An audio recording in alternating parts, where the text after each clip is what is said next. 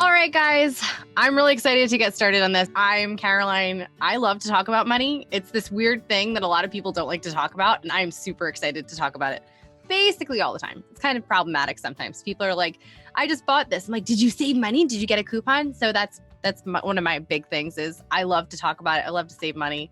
I love to help other people to learn how to do all of those things too. So we are going to get into some of the ways that you can cut your expenses and find new ways to save for whatever your goals are, whether they are saving money, investing, paying off debt, buying a lake house, going to travel once everything can open up, getting a new bag, whatever it is, whatever your goals are, we want to help you make those things into a reality. Because this is a subject that can get really, really heavy really, really quickly if we're not careful. And I don't want that to happen to you.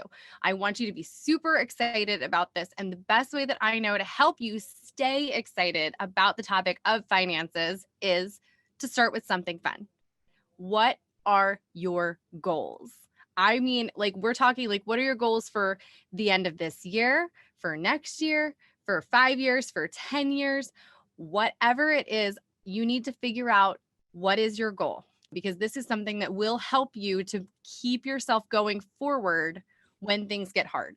And that's one of my favorite thing about goals is that we all have different goals. All that matters about your goals is that they move you forward. I don't want you to skip this step about coming up with goals because I know that there's going to be people who are like, this is just dumb. Just tell me about how I can save money. I get it. But the reason that I want you to do this is because this is something that's really important because it can get really heavy. It can get really hard. And I'll be honest, like it can get frustrating. It can get downright depressing. So I want you to get a goal in your mind, stick it in your brain, like hold on to it and let it help you stay motivated and propel yourself forward. Because again, it can get really hard. It can get really heavy. And I don't want that to be the reason that you stop. Whatever your goal is, make it your goal, not the thing that you're supposed to have, not the right thing. What is your goal? Even for paying off debt. Guys, why do you want to pay off debt? Why do you want to pay off debt? Is it so that you can move to a different place? Is it so that you can go travel the world with your family? Is it so that you can retire early? Is it so that you can buy a nicer house? Is it so that you can raise your credit score to buy a nicer house? All of these things, I want you to figure out that one thing because it's not enough to just say, I want to build a savings account. I want to get out of debt. Why? Why do you want to do those things? That's what I want you to dig into because that, again, is going to be the thing that helps you move forward when it gets hard. It will keep you getting back on track when you slip up because slip ups will happen. But if you can find a way to keep your mind set on your goal, eyes on the prize, guys, that's the name of the game here. The goal of the goal setting is to remind yourself why you're starting. You can write it down. You can put it on a Post-it. I'm really kind of woo-woo. I have my background on my computer screen is my why. That's what I call it, is my why, are my goals. I want to travel. I want to have a nice car. I want to have a nicer house. I want to take my kids to New Zealand. I've got big plans and I keep it front and center to help me stay focused whenever I'm tempted to go onto Amazon and buy something or spend what I don't have in the budget. I can keep my eyes on my goal. So, okay, so now we're going to get into kind of the heavier thing. And that's why I wanted to start with the goals, because if I jumped right into, let's look at your spending, everyone would be like, nope, peace out. This is why it's so important to keep track of your goal, is because now we're going to get into the heavier stuff. We're going to take a look at where your money has been going. What I want you to do, maybe not right now, unless you're like Superman and can print things out while you're watching this, you need to print out your bank statements or your credit card statements so that you can see every place where you have been spending money in the past month. Now, ideally, like you'll hear people say, like you should print out your last 3 months of expenses. I think that that's a lot of work right out of the gate. So I want you to do last month's expenses from your spending. So your credit cards, your debit cards, wherever it is that you have been spending money, print them out and look at it. Highlight the places that you've been spending your money. Bonus points if you can highlight it with a different color. If you're really kind of type A, like me, I've got a bunch of different colors, just so that you can see where it's been coming from. Make sure that you're taking notes about what it is. So if you can't remember where you spent money, go back and look at your bank statement online instead of printing it out and seeing where it went. But we need to do this part so that we know where your money is going. This is going to be the baseline, okay? So I don't want you to quit yet, because I know when you're printing out your bank statement and you're looking at it, you're like, this is a lot. And you don't have any place to hide. There's no one who you can really blame. This is a tough part, but I want you to keep going. I want you to push through it. I want you to remember that goal. This is the worst part, is getting started. It will only get better from here. Like, I promise you, this right now, when you're printing out your bank statement and you're looking at your expenses, that is the worst part. Hands down, no question. But if you can keep going after that, then you can change, because those numbers on this piece of paper that you've printed out for your bank statements and where you've seen your money go, it's just numbers. These are just pieces of information. Let's try to pull away from some of the negative emotions of, I can't believe that I spent that much money at Target. I can't believe that I spent that much money on takeout or on Starbucks or on Home Goods or Amazon, whatever it is. It's not about beating yourself up. It's about looking for ways that you can cut back. And so here are some of the top places that you can cut back, like right off the bat from your, from your bank statements, are any subscription services that you have. Who else is guilty of getting subscription services that they forget that they've bought, and then they show up at your door and you're like, oh, I should really cancel that. I really don't need this. And then you forget. And then they show up again the next month and you're like, I should really cancel this. And then you forget. This has happened to me many, many times. Like, it's a shameful amount of times. But those are little expenses that will slowly drain your money if you're not careful. And so we're talking about being mindful about where our money is going. We're being intentional. So all of these kinds of things, any kind of shopping that we do, because I'm guilty of it too, guys. I'm not throwing stones here. If you are like me and are a serial, I'll add it to my cart person for Amazon, or get stuck on, like, when you're on Facebook on your phone and you start swiping on the Amazon ads and you're like, ooh, that's cute. That's cute. Next thing you know, you've got a full cart.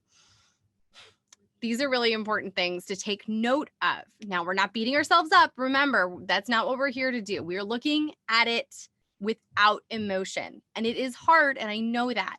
But try to separate the emotion from when you're looking at your spending, when you're looking at how much money you have spent or have saved, or it went to one thing or went to another, or that your husband spent.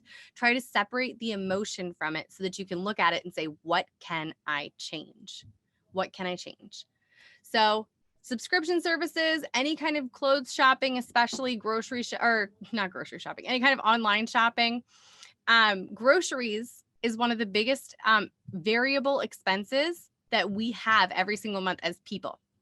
A variable expense is something that's not a bill. So, you get your rent every month and it is the same amount. Your groceries are something that can fluctuate. So some months you might spend $500. Some months you might spend $800. Some months you might spend $300. Excuse me. Those are the kinds of things that fluctuate. So if you can take your groceries and look at it and say, wow, I spent X. What if I can cut it back? Guilty as charged. How much food did I throw out that I meant to eat? That spinach that sat in the bag, wilting in the back of my fridge. Maybe I can start things like meal planning instead. Maybe instead of going and saying, I should get this spinach that's in a bag that I'm not going to eat because I know myself, but I'm going to get it because it's the right thing to do, right? Who else feels that? Like, you get things because you feel like, oh, I should get a bag of salad. I should get something that's healthy. And then you put it into your grocery cart and then it dies a slow, painful death in the back of your refrigerator. We want to avoid things like that by cutting things back inside of our grocery budget incrementally, small little baby steps to cut things back. And that's a huge, huge difference that you can make. Is, let's say, because I am not a mathematician. I have my handy dandy little calculator right here because I can't do math on my own on the fly. I can, but not always perfectly.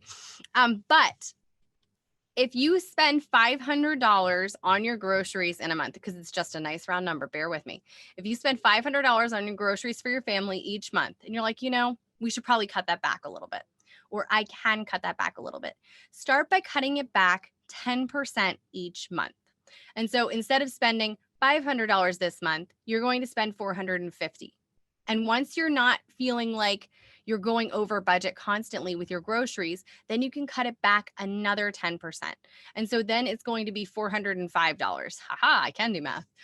So it's going to be $405 now. Okay, so that's going to be something that you're going to stay at for a while until you can cut it back again, until you're not feeling like you're pinched and you're going over budget constantly.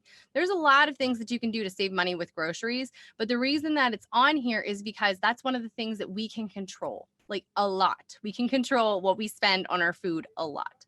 So that's one of my big things. So the next thing is on your insurance, which I probably should have put insurance and bills and recurring bills, because one of my favorite things in the world to do is every 6 months or so, I will call my insurance company, my home security system, my internet provider, my phone provider, and my, oh gosh, what is it? I have a ton of different kinds of insurance. There's one more and I can't think of it. But those are my big things. And I will call them and I will say, I've been a customer of yours for however many years, and times are tough. Or I've been a loyal customer. I've never missed a payment. What can you do to help me lower this bill? Are there any discounts that are available? And I have been shocked at how well that has worked. Just by calling and saying, I've been a loyal customer, what can I do to get this bill lowered? This is very expensive. Can you do anything to kind of give me a hand here? And I've just been shocked at how well that has worked for me. One of my favorite examples that I totally forgot to say yesterday, sorry guys, was that I have ADT Home Security, and I called to cancel because I found a better deal from another security company. And they countered my cancellation by saying, instead of $59 a month, we will give it to you for $19 a month. The same service, the same coverage, everything, $19 a month. My bill cut by, don't make me do the math. I should have planned this out. It went from 50 to 19. That is huge. That's an incredible amount that it saved me each month just by calling and saying, like, I was ready to cancel and go to this other company. And that wasn't like, a fake thing. It was genuinely, I was going to cancel with them. And they were like, nope, please stay. And that's what happens when you call. The worst thing that they can say is, no, we can't do anything. And then you have the option, you as a consumer have the option to go and find a better deal elsewhere. How cool is that? So there's a ton of different ways that you can find expenses to cut. There's a ton of them, but these are just some of the things that I have found. And another thing is, anywhere where you find yourself spending on an impulse or out of habit. So for me, I know myself very well. I know that directly across the street from my grocery store, there's a Chipotle. There's a Chipotle across the street. And after I've spent an hour and a half wrangling kids in the grocery store, the last thing that I want to do is cook myself dinner. And I know that that is a trigger for me to go through and get Chipotle on my way home from the grocery store. So I'm aware of my desire to not cook. Anybody else love to eat but hate to cook? Or is that just me? Like, I'm actually really not a big fan of cooking, but I know myself. I know that that's one of the things that triggers me. And I know that there's a lot of things that trigger a lot of us that we don't even realize. We shop on our phones out of boredom. We are hungry. And so next thing you know, Grubhub starts popping up on your phone. We're depressed and we decide that it's time to treat ourselves to some retail therapy. There's a lot of things that we do out of habit, out of boredom, out of depression, out of impulse. And it's important to look at those things. That's what this whole thing is about. It's not about saying that you're, a bad person for ever going to Chipotle after going grocery shopping, for crying out loud. I've done that so many times. But you need to figure out what it is that is making you want to spend. Okay? Does that make sense? Sorry. Because here's the thing. After you're looking at your bank statements and you're tallying everything up, everyone has different expenses. Everyone has different things that they want to spend money on, that they have spent money on, and that they want to spend money on in the future. Now, this is where the decision comes in for you. I want you to look at your spending and say, what are the things that you're like, why am I paying for that? All of those subscription boxes when my makeup cabinet is very, very full. What are some of the things that you actually want to keep in your budget? And this is the beauty of it, is that everybody has different things. For me, I would be more than happy to never need to shop on Amazon or go to Target ever again. But taking away my takeout, now that is something that would be really upsetting to me. So I want you to go through and look at your expenses and say, I would be totally fine never spending at Target, Home Goods, Amazon, whatever it is, ever again. But I really do want to keep this in my budget. And again, everybody is different, okay? There is no right or wrong here. Your thing that you want to keep in your budget is totally different than mine, and that's awesome. And so there is no right or wrong, guys. I want you to understand that your expenses, you are allowed inside of your budget to keep the things that you want. You are allowed to say yes to the things that you want and no to the things that you don't want. That's what this whole budgeting thing is. It's not, gotta go to the next slide. It's not about deprivation. It's not about depriving yourself of any enjoyment in life, because let's be real. If you cut out everything, all of the things that you enjoy spending money on, all of the things that you enjoy, getting your nails done, going out to eat, reading, getting massages, all of those things. If you get rid of all of those overnight, you're going to be really frustrated, right? So it's not about depriving yourself from enjoyment. It's about putting time and money into what you want intentionally, on purpose. It's saying, this is what's important to me, and I will be putting aside money to make sure that I can still have this. Does that make sense? So it's all about lining up your spending and your goals. That's what it is.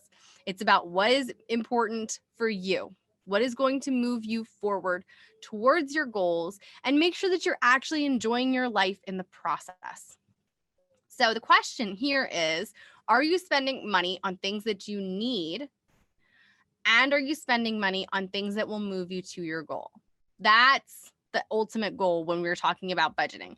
It's not about saying shame on you for getting Starbucks. It's not about saying shame on you for going and getting your nails done. It's saying, let's think about it. Every single time you take your wallet out, what is going to make sense for you? Does this, whatever it is that you're about to swipe your card on, does this make sense for you? Does it bring you joy? Is it going to bring you joy that you spent money on tomorrow? Is it going to bring you joy that you spent money on this in a week? And is it going to make sure that you are moving towards your goal? Those are all of the things that need to get answered. I've already said this, but I'm going to say it again because it's really important, because I want you to hear it, because there's so many different, I feel like there's so many different like things out there on the internet, especially around money, where it kind of wants to shame you about spending. Like, how dare you get Starbucks? That's not what this is about. This isn't at all. It's what you choose to say yes to. It's saying yes to the things that mean something to you. It's saying yes to keeping things that mean something to you inside of your budget. That's what we want to do here. Whoop. Okay, good. I thought I broke something. So while we were talking about things that are going to be helping you stay mindful about your spending, here are some pro tips, because I love to help you guys find new ways to save, because I'm a cheapskate. Down in my very core, I am a cheapskate. I love to talk about saving money in every way, shape, or form. So one of my favorite things to do is to disconnect any kind of card from Amazon, from anywhere that you shop online. Make sure that you're not keeping it inside of your browser, because the goal is to put distance between you and your spending. So if you are an impulse shopper on Amazon, it's so easy to just swipe that little buy now button. We don't want that to happen, right? We want to make sure that you are able to separate yourself a little bit and think about the purchase. Ask yourself if this is really what I want. Is this something that I want, or is it just a shiny object that's going to distract me in this moment and then I'm probably going to regret later? And then it might, if it's a piece of clothing, it might wind up in the back corner of my closet, never worn, because I bought it on a whim because I was bored. Nobody wants that to happen. So when you disconnect your credit card online, this is just a practical piece. If you disconnect your credit card, it will make sure that you don't just spend willy-nilly.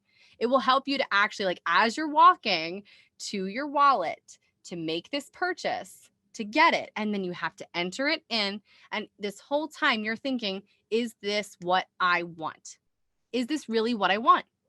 And that will help you to kind of be able to see through, is this a shiny object? Is this a squirrel distracting me? Anybody see the movie Up? Doug, I love that movie. Squirrel, squirrel. That's how it is when you are shopping online. You feel you're constantly all over the place, getting pulled in like 800 different directions.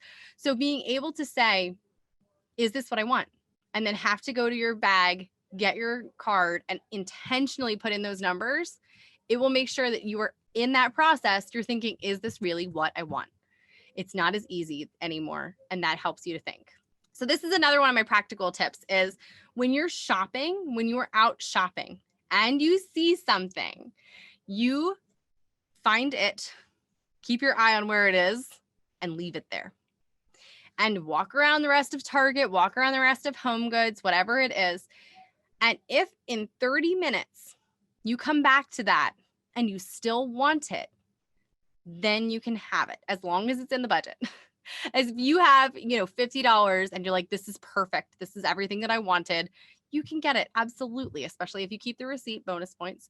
But make sure that you are giving yourself time to think about something before you buy anything. Give yourself 30 minutes of cool down to say, is this what I want? And then this is one of my favorite things to pro tips that's going to help you. Plan for fun. That's what I'm talking about when I say keep some of the money aside in your budget for whatever you think is fun. In my house, my husband and I both have fun money accounts of $20 a week, and he spends his all by Tuesday afternoon. I, however, have an account right now that has like $520 in it because I don't like to spend money. This is my problem in life is I don't spend money. If I'm given the opportunity, I won't spend. He will blow through money in like 2 seconds. But the point is we have budgeted money for whatever it is that we want to spend money on. And it's a small amount. It's not going to break the bank, but we have that money in the budget. So we know if we each spend $20 on something that we think is fun, it's not going to blow the budget. It's not going to mean that we're not going to have enough money for rent. It's not going to mean that we can't pay our electric bill this month. It's in the budget built in already. And that's what I mean. It's not a bad thing. There is no good or bad when it comes to what expenses you want to keep.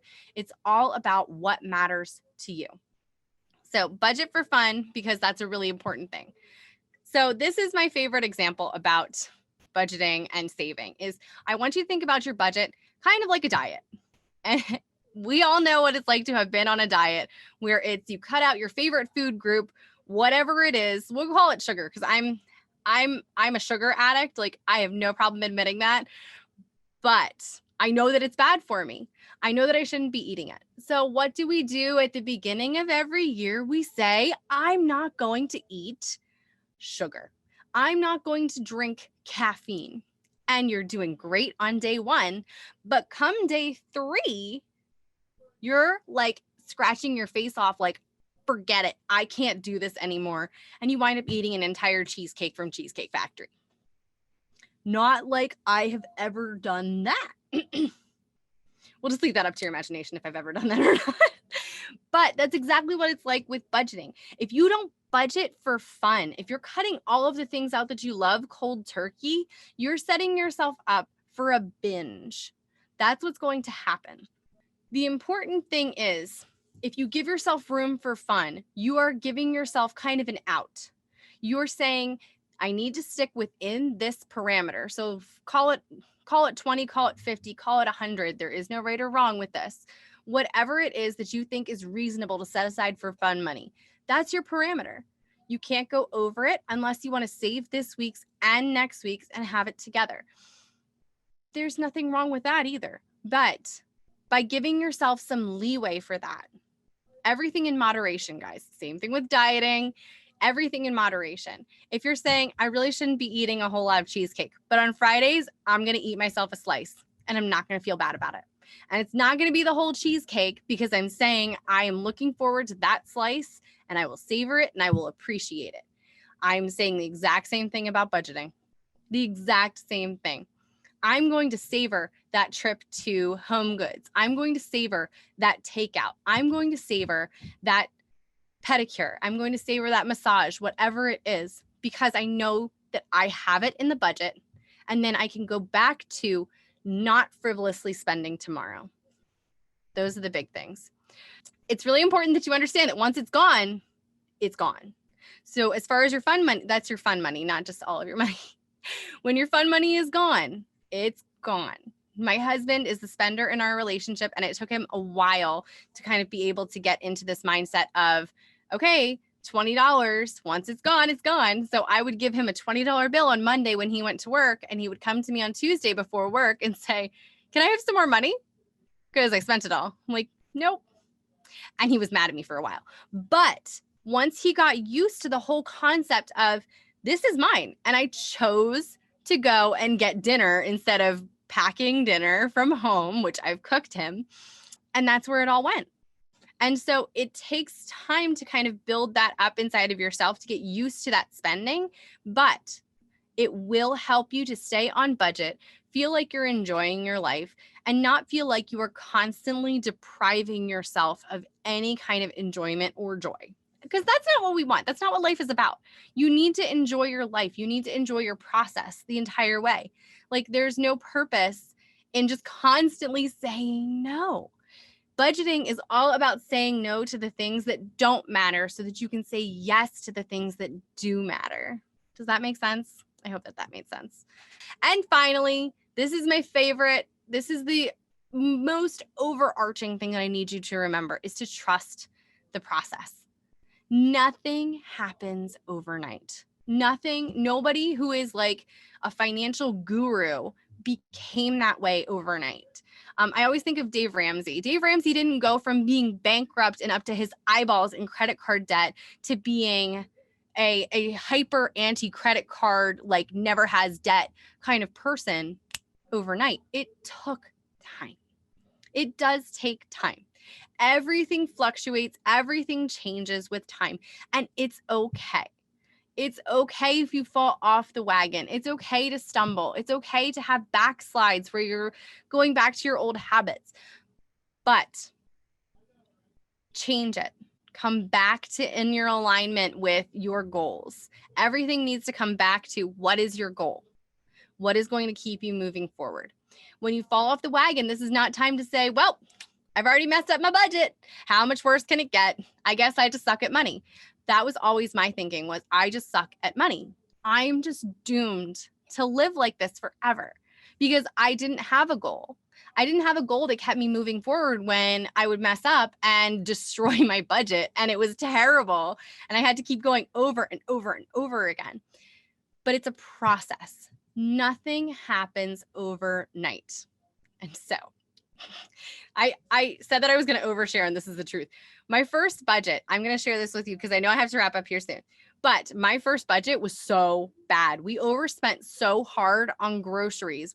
It was like my husband and a baby and me. We wound up spending something screwy like $900 in a month on food. Why? And so, of course, I look at that number. I'm staring at it. I'm like, that's unacceptable. Now our budget is $300. I slash that thing. So what happens when you try to go from $900 on groceries to $300 is you wind up eating a lot of beans and rice. And then everybody in your house hates you because they get very sick of beans and rice very, very quickly. So it takes time. It's trial and error. My first budget was horrible. My second, my third, my 10th, maybe even my 15th. They were all terrible. But each one got a little bit better. It got a little bit closer to where it is now. And even now, I change my budget up probably every 3 months because some things change. Things change, expenses change, bills change, kids' needs change. All of those things happen and they fluctuate. So it's all about retraining your brain to look at your goals every step of this way instead of veering off into instant gratification or boredom shopping or hunger shopping or whatever it is. It is all about making sure that you can still enjoy your life and have a budget. Because I want you to remember that. I am not here to tell you, don't enjoy Starbucks. Don't go and get your nails done. Don't get your hair done. Don't get that massage. Don't spend that time at Target. Don't do this. Don't do that. That's not what I'm here to do at all. I am here, however, to give you permission to spend your money on what matters most to you. Now, in doing that, though, you get to look at all of your expenses and say, this doesn't matter. This doesn't matter. This doesn't matter. This doesn't matter. This doesn't matter. And now I can afford what matters most without guilt. No guilt. That's the beauty of it. So I want you to remember to keep your eyes on your goal so that you can stay on track. Don't beat yourself up over slip ups. Don't beat yourself up anytime that it messes up or feel like you just are doomed to suck with money, because it's not the case. Nothing happens overnight. It is a process and it does work. I promise, because I know that you can do it. Because that's how I always end things, is I know you can do it. I really do. Hi, guys. So I hope that you really enjoyed that presentation on how to get your money life in order and things that you can do starting right now that are going to make some really big impacts in your bank account. I wanted to take a second to take a really quick opportunity to invite you to join me inside of my brand new course/coaching hybrid program called Money That Works. And what we are going to do is, that means that it's going to be a 4-week long course where we go through it live together. Each week, you're going to get a brand new workbook with homework for the week. I'm going to do a live presentation on the training that we're going to have. You're going to have an opportunity to ask me all of your questions. We're going to do Q&As during the training as well. It's not going to be super overwhelming. You're going to be able to go through it at your own pace if you want to. You will have lifetime access to the course and to the recorded videos. If you can't make them live, they will be recorded. But if you have any questions and you know you can't make it live, we're going to make sure that you have the opportunity to get into it and still have all of the benefits of getting your questions answered. Whoa, what is my hair doing here? Okay. Ignore that, but that's real life, because that's what we're going to do here. Is there's going to be, make sure that that really threw me off there. But nevertheless, I wanted to make sure that you have an opportunity to understand that inside of Money That Works, we're not talking about money as a crash diet. I always compare money, and you heard it inside of the video, I always compare money to dieting, because here's the thing. When we get started with handling our money, it's super easy to look at it and go, you know what? I'm just going to never spend money ever again. All of it gets thrown out the window. We're just going to live in a box under a bridge, and that's how it's going to be. And it works fine for a few days. And then come day 3 or 4, you're like, screw this, I'm going to Target. The same thing happens when you're in a diet. You're like, I'm never going to eat anything that I enjoy ever again. And it works for 2 or 3 days. And then the next thing you know, you are sitting there with an entire cheesecake on your lap, eating it with a fork. This is the same exact thing that happens with our money. If we are setting ourselves up for failure by trying so hard to cut everything out immediately to try to see all of the results right away, we're setting ourselves up for failure later. And then what happens when it doesn't work that first time after we've cut out all of those expenses? We say things like, money doesn't work for me. I suck at money. I'm just going to be here living paycheck to paycheck for the rest of my life. We've all been there before. And that's why this course is different. This isn't just a normal spreadsheet that you're going to get that I'm just going to regurgitate at you and expect you to just fill in your numbers whenever you can. No, we're going to be going through this course together. I'm going to be walking you through the actual trainings to not just handle the practical stuff of how to set up a budget, how to look at your money, how to kind of do your own little audits of your money, but also the mental stuff. Because believe it or not, money is so much more than numbers. It's not just the numbers in your bank account, it's how you view things. If you only ever view things as you hate to handle money, you're bad at handling money, those things are going to be true for you. We want to break those cycles so that you can actually have a better relationship with money. And the only way to do that is through not just the actual practical work of filling out your spreadsheets and your expenses and all of that, but also through the mental work of looking back at what it is that you say to yourself about money every single day. How do you view money? How do you view your situation? Are you feeling like you made mistakes in your past and so now you deserve the money struggle that you're in? First off, that is not true. You deserve ultimate happiness with your money. You deserve to be fully supported by your money and to know that wherever you spend money, you are allowed to do that. You are allowed to spend money on things that make you happy. We are not about shame. We are not about guilt. We are not about throwing the book at you for having debt. That's not what's going to happen. What we're going to talk about inside of Money That Works is how to handle your current situation to make it better in the short term and how to make it better in the long term. This is not a crash diet for money. This is a lifestyle change. This isn't getting rid of sugar or saying that you're never going to eat carbs again. This is saying, I'm going to change the way that I view everything in my life around money. That's what this is. So each week you are going to get a brand new link to join an exclusive live coaching and training and Q&A call with me. You will get the workbook to go along with it. Before you even have that start, we have pre-work in there for you to get started so that you can kind of take the first few steps without having to wait for the course to kick off. Our first coaching call is going to be on March 2nd, on Tuesday, March 2nd. You will get plenty of notices, don't worry, and it's on a Tuesday so that you can have opportunity to make sure that you are settling into the routine, that you've done the pre-work, and so that you don't have to feel like you had to jump right into it and get started right away. We want to make sure that you have opportunity to go through the workbook. It's going to release on Monday so that you can, again, get started. So this is an all-encompassing course that includes not just the trainings that you will get access to, not just the videos that you'll get access to, not just the pre-work, but also the coaching. That's a really big deal. This is going to be really, really helpful in solidifying your ability to stick to the things that you learn inside of this course with money, is the coaching.